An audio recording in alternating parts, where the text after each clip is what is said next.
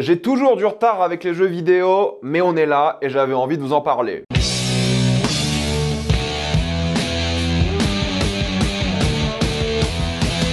Ghost of Tsushima. Comme d'habitude, jusqu'à la minute indiquée dans la vidéo, il n'y aura pas de spoiler. Jusque-là, vous êtes tranquille, mais après, on va tout spoiler. Ghost of Tsushima est l'histoire de Jin, un jeune samouraï qui voit son île de Tsushima envahie par les Mongols. C'est là qu'il va devoir aller d'un bout à l'autre de l'île afin de recruter des gens pour l'aider à lutter contre cette fameuse invasion. Je sais bien, vous avez tous fait ce jeu en 2020 lorsqu'il est sorti. Je l'ai fait il y a 2 mois. J'avais enfin envie de vous en parler parce qu'aujourd'hui, c'est la sortie PC du jeu. Mais j'ai fait le jeu sur PS5. Pour le coup, j'ai pas attendu, même si j'aurais pu le faire sur PC. J'ai fait la Director's Cut, donc c'est important de le préciser parce que c'est la version PS5 avec quelques correctifs et le DLC. Le DLC que j'ai fait d'ailleurs, j'en parlerai. Et c'est assez rigolo quand t'es fan de cinéma et tu lances Ghost of Tsushima parce qu'on te propose plusieurs choses. Premièrement, on te propose un peu ton style de jeu et surtout si tu veux jouer en mode Kurosawa. Le mode Kurosawa au début, je pensais que c'était juste un mode noir et blanc et qu'ils ont appelé ça comme ça, mais il y a quelques petites différences tout de même. C'est un mode noir et blanc certes, mais le son n'est pas le même. En tout cas, j'ai l'impression. Le vent a l'air bien plus puissant et je comprends pourquoi ils ont appelé ça le mode Kurosawa parce que Kurosawa est très connu pour des films de samouraï en noir et blanc, même si c'est un petit peu traître, je trouve, parce que parmi ses meilleurs films sont des films extrêmement colorés. Mais bref, ça c'est vraiment un chipotage de cinéphile. Il y a quelques trucs intéressants avec le mode Kurosawa que j'ai essayé après avoir joué quelques heures. Est-ce que ça vaut le coup d'y jouer? Je pense que ça peut être intéressant, mais honnêtement, ça se voit que le jeu a été fait pour être joué en couleur et avec les bruitages et les sons classiques du jeu. Et pareil pour la VO, en théorie, la VO c'est l'anglais, c'est un studio américain qui a marketé ce jeu en anglais, mais vous pouvez jouer en japonais aussi. Toujours un petit peu compliqué parce que premièrement, la synchronisation labiale est pas parfaite en japonais, ça se voit que c'était fait pour l'anglais, même si apparemment en Director's Cut c'est un peu corrigé, j'ai pas eu cette impression là. En tout cas, ça m'a un peu sorti du truc et jouer à un jeu vidéo pendant que tu dois tabasser et lire des sous-titres, c'est pas évident. C'est pour ça que je comprends les gens qui jouent en VF à des jeux parce que parfois c'est vraiment compliqué, surtout dans un jeu intense, de faire les deux. Ensuite, j'ai joué en difficile, mais j'ai vite switché à létal, donc le mode le plus difficile parce que je trouvais le jeu trop simple, mais ça on en parlera après. Et j'ai aussi joué à peu près 35 heures, j'ai fait la quête principale évidemment, le DLC et quelques quêtes secondaires, mais pas toutes, et je vais vous expliquer pourquoi après, mais j'ai vu à peu près tout ce que le jeu avait à offrir en termes de diversité. Tout ce qui me restait à faire, c'était des choses ou répétitives et inintéressantes, ou qui ne servaient plus à rien. Et si on parle de Kurosawa, c'est vrai que le jeu s'inspire énormément des 7 samouraïs, mais pas que, je dirais que les deux grosses références, c'est les 7 samouraïs et Harakiri. Harakiri n'est pas Kurosawa, hein, je précise. Hein. Et c'est typiquement le genre de jeu PlayStation, c'est-à-dire que c'est un jeu très cinématographique, tellement qu'il te faut 2 heures avant d'enfin jouer au jeu après que tu l'aies lancé. Tu tapes un tuto où tu es très réduit dans tes possibilités de jeu et tu dois te taper plein de cinématiques avant que le jeu commence. La caméra au même endroit que tous les jeux PlayStation type Uncharted, le même type de délire, action, plateforme, infiltration. On est vraiment sur la marque de fabrique PlayStation avec du grand spectacle et c'est vrai, la scène d'introduction est dantesque et tu dis ok là je vais en prendre plein la gueule durant tout le jeu et c'est vrai, visuellement, en termes de photos, en termes de mise en scène, t'en prends plein la gueule quoi. Le jeu est vraiment bien mis en scène pour le coup parce qu'il s'inspire beaucoup des films, pour pas dire qu'il est plagie justement, mais il utilise beaucoup les plans larges pour montrer un peu le monde, en même temps montrer un peu l'environnement qui est très important, pour montrer l'échelle et les conséquences. Il y a très peu de plans serrés d'ailleurs ou de gros plans, tout est vraiment là pour te montrer parfois la taille minuscule des gens et en même temps l'intensité de certaines scènes, mais tout se fait par rapport à l'environnement, ce qui est assez intéressant. Il y a une belle photo, de belles couleurs, il joue beaucoup sur les dynamiques du vent, de la végétation, des collines, des montagnes, le bruit de la mer à côté. Graphiquement, c'est super impressionnant, il n'y a rien à dire. En plus, la direction artistique est folle, tellement que les Japonais, j'avais lu cet article à l'époque, étaient dégoûtés de ne pas avoir fait un jeu comme ça avant les Américains. Parce que oui, ça a l'air de bien respecter, encore une fois, je m'y connais pas assez bien, la culture japonaise, que ce soit les armures, les sources d'eau chaude, le côté poétique, les haïkus, la manière dont ils faisaient la guerre à l'époque, l'architecture, l'île en soi qui existe réellement. T'es plongé dans une époque, un Japon féodal, un univers. T'as plusieurs saisons dans le jeu, t'as un système de jour et nuit et l'environnement est pas du tout le même pour le coup. T'as une belle lumière très stylisée de la lune. Il y a des panoramas de fou et le jeu accepte le fait qu'il y ait des panoramas de fou et les met en avant. T'auras plein de séquences où t'auras des panoramas et le jeu va te dire pose-toi un petit peu, regarde et apprécie. Et c'est ça que les gens adorent dans le jeu, c'est vraiment l'ambiance. C'est de plonger dans ce Japon féodal qui a l'air hyper bien respecté, poétique, doux, amer, violent, triste, déprimant, ravagé par la guerre. C'est ce mélange de douceur et de violence qui est quand même assez typique du Japon, de code, d'honneur et tout. T'es plongé dedans et c'est génial pour le coup. S'il y a un jeu vidéo à faire sur le Japon féodal, en tout cas de ceux que j'ai fait de ma vie, c'est celui-ci. Et c'est pour ça que je me pose la question, pourquoi est-ce qu'Assassin's Creed n'ont pas fait ce jeu-là et ils arrivent aussi tard après la lutte? Parce qu'en vrai, Ghost of Tsushima, on peut dire ce qu'on veut, j'en parlerai dans le gameplay, mais c'est un Assassin's Creed un peu plus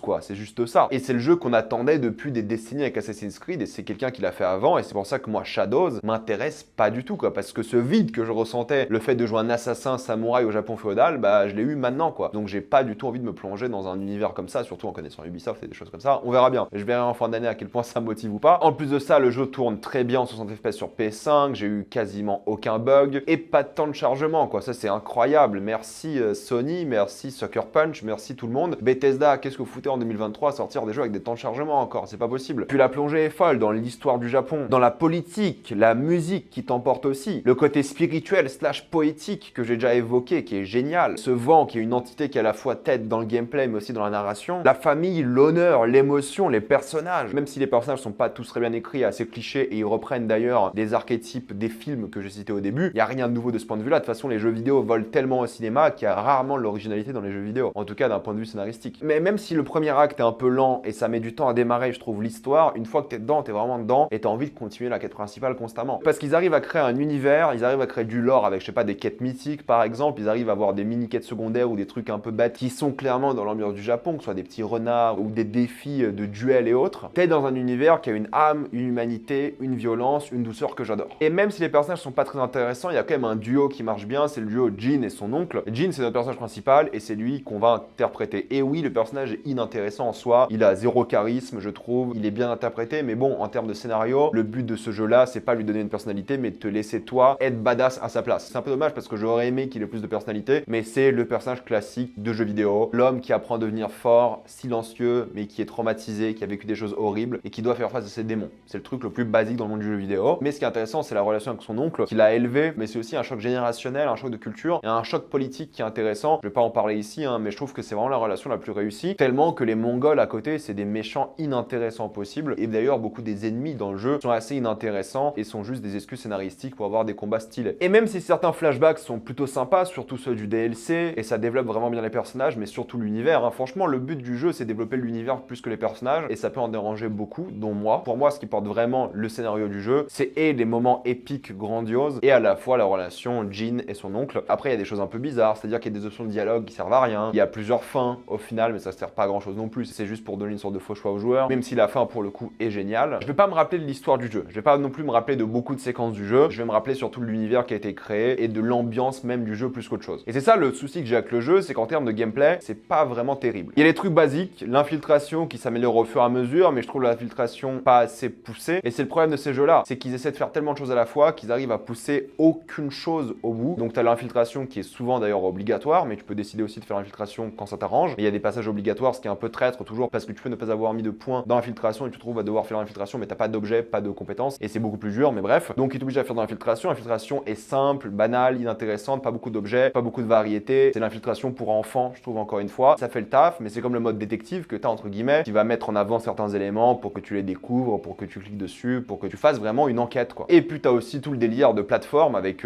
évidemment l'escalade, le grappin, mais ces choses-là, pour moi, c'est des choses qui ralentissent le gameplay plus qu'autre chose. Où tu vas à fond, tu fais de la bonne plateforme avec plein de compétences, plein d'objets, plein de choses intéressantes et plein de camps qui sont faits pour la plateforme. Là, la majorité des endroits que tu vas infiltrer sont vite faits pour les plateformes. Tu as quelques buissons, tu as quelques objets derrière lesquels tu peux te cacher, tu as quelques toits sur lesquels tu peux monter, mais c'est très léger et je trouve qu'ils profitent pas assez du truc. C'est pas un vrai jeu d'infiltration, quoi. Et c'est le souci. On se rapproche plus de l'Assassin's Creed, mais même l'Assassin's Creed a plus d'options d'infiltration d'après moi et le game design est plus fait pour l'infiltration qu'ici. Là, ils ont acheté de l'infiltration de manière assez simple, comme dans plein de jeux Sony, où c'est pas toujours très intéressant. Pareil pour la plateforme. Les moments de plateforme, il y a quelques petits puzzles par rapport aux plateformes, mais ça reste juste grimper des trucs, quoi. Et pour le coup, je trouve que c'est assez inintéressant. Et c'est dommage lorsqu'on te force à passer par ces passages-là qui t'intéressent pas. Pareil pour le mode détective qui est très peu exploité. C'est pas comme The Witcher où il est vraiment utile. Mais bon, à la limite, ça passe, c'est pas le plus gros défaut si le combat est bien. Et le combat, c'est assez particulier parce qu'au début, j'ai commencé en difficile et j'ai trouvé ça trop simple parce qu'en fait, le combat, c'est le truc le plus basique au monde. T'as évidemment une possibilité de contre-attaquer, un pari, t'as une attaque rapide, une attaque lente et plein d'objets. Et en fonction de tes ennemis, tu dois changer de style de combat. Donc en fait, le combat, c'est pierre, feu et ciseaux. Et une fois que t'as compris ça et le système de heal, au fait, il faut se battre pour avoir du heal. Donc tu joues à pierre, feu et ciseaux avec tous les ennemis. Tous les ennemis ont qu'un seul style. Donc ils ont ou le pierre, feuille ou le ciseau et tu changes en fonction d'eux. Mais bon, là, il y en a 4, pas 3, vous avez compris. Et ça s'arrête là. Et plus tu avances dans le jeu, plus tu développes des styles de combat. Donc ça rend le jeu plus facile. Plus tu débloques des objets que tu peux utiliser pendant les combats. Et à un moment, tu es tellement puissant et tellement fort que tu peux spammer tous tes objets. Ensuite, enchaîner les kills d'une manière extrêmement simple. Et le gameplay est tellement facile. Parfois, ils ajoutent un peu de difficulté par rapport au fait qu'il y ait des archers qui tirent dessus. Du coup, tu dois les tuer en priorité. priorité, des choses comme ça. Mais le manque de diversité d'ennemis, le manque de styles de combat différents des ennemis est fou. Et t'affrontes 4 mecs en boucle, quoi, qui changent jamais en fonction du jeu. Donc t'as 30 heures de gameplay, c'est la même chose en boucle en termes de combat. Et plus t'avances dans le jeu, plus c'est facile, mais les ennemis deviennent pas plus durs. Et à la fin, vous pouvez faire du 1 versus 50, quoi, aisément. Parce qu'ils t'attaquent tous un par un, évidemment, plus ou moins. Il y a des camps, au début tu les fais en infiltration, puis à la fin tu rentres, t'es un monstre. Et oui, tu peux ne pas utiliser des objets, tu peux le rendre le jeu plus difficile pour toi, en te mettant des limites à toi-même. Mais même, je trouve que le combat est tellement chiant à partir d'un moment, quoi. C'est comme tous les jeux open world, j'ai l'impression ces dernières années que j'ai fait, en tout cas ceux qui m'ont saoulé, c'est que oui, pendant les 10 premières heures c'est trop bien, et en 10 heures t'as fait le tour du monde ouvert, t'as fait le tour de tout, et il n'y a plus rien de nouveau. Et c'est là que le DLC est bien, et c'est pour ça que je fais un peu confiance à la suite de Ghost of Tsushima, s'ils en font un deuxième, c'est que dans le DLC, ils ont fait un truc tout bête, c'est que les ennemis peuvent changer de style de combat. Du coup là, t'es face à des ennemis que t'as plus quadrillés comme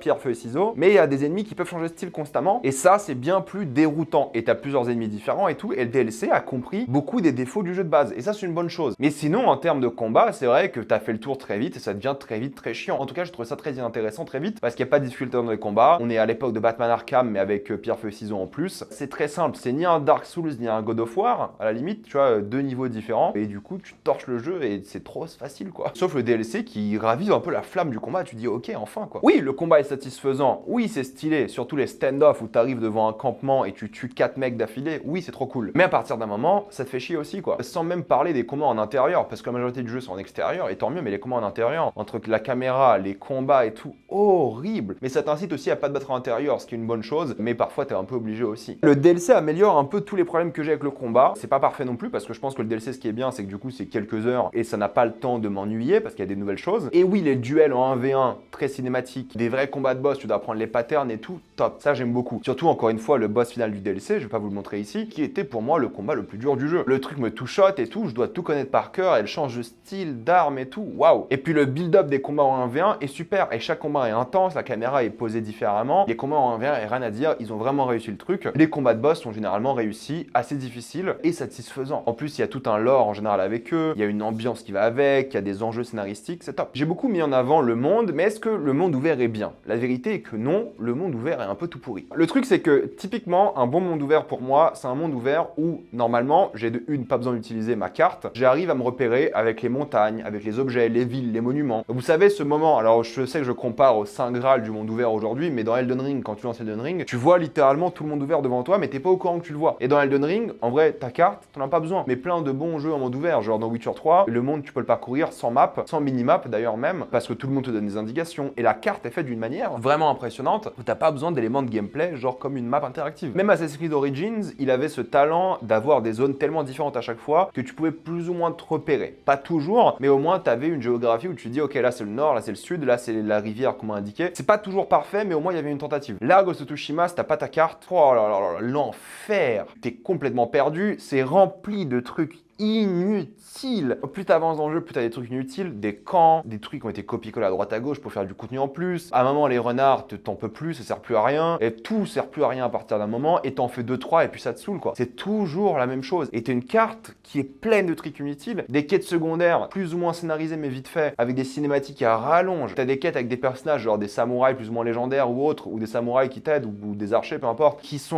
en 11 quêtes au lieu de genre 3 ou 4. Chaque personnage a des quêtes à rallonge.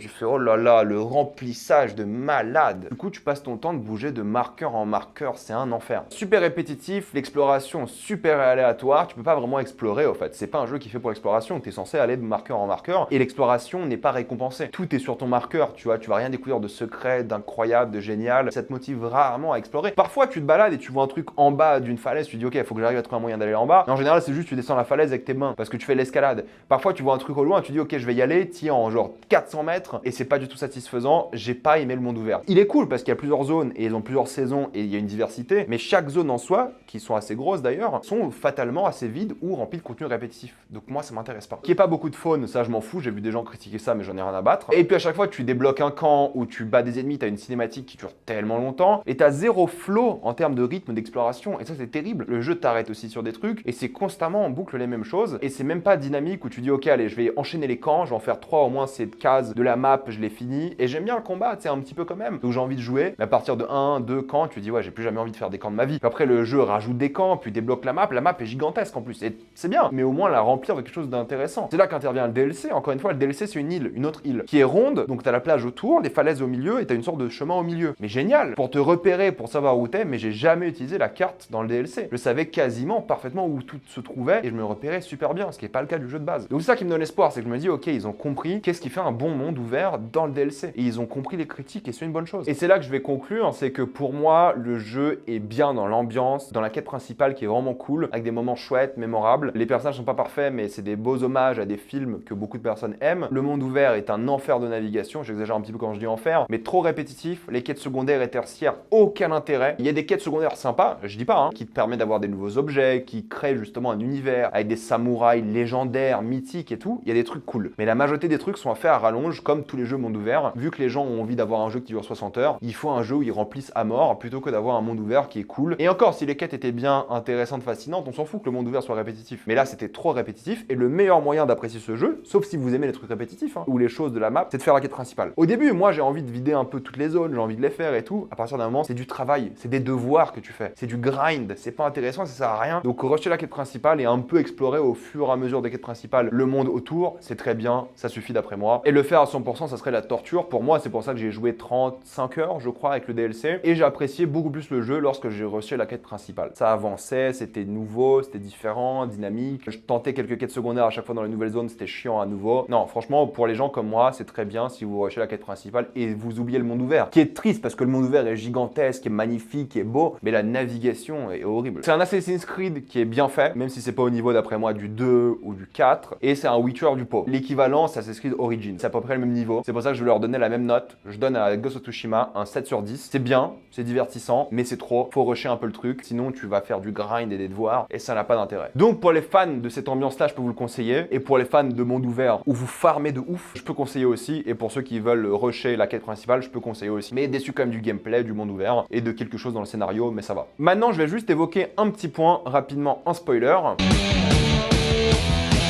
Évidemment, vous avez bien compris que j'ai beaucoup adoré la relation entre Jin et son oncle, le combat final, la poésie du truc, la manière dont t'as le poids de la famille qui vient sur ces deux-là, l'héritage du père, l'honneur, la modernité versus la tradition, surtout l'infiltration. On parle souvent des samouraïs. S'ils tuent par infiltration, ils ont perdu leur honneur, mais tu vois que la fin justifie un peu les moyens. Il y a un peu une dissonance ludonarrative ici, mais peu importe. C'est cette relation-là qui tient le truc, là où le méchant sert à rien et nul, même si son combat final est plutôt cool, ça change un petit peu. C'était pas juste un duel assez simple. C'est cette relation-là qui porte clairement le jeu d'un point de vue scénaristique.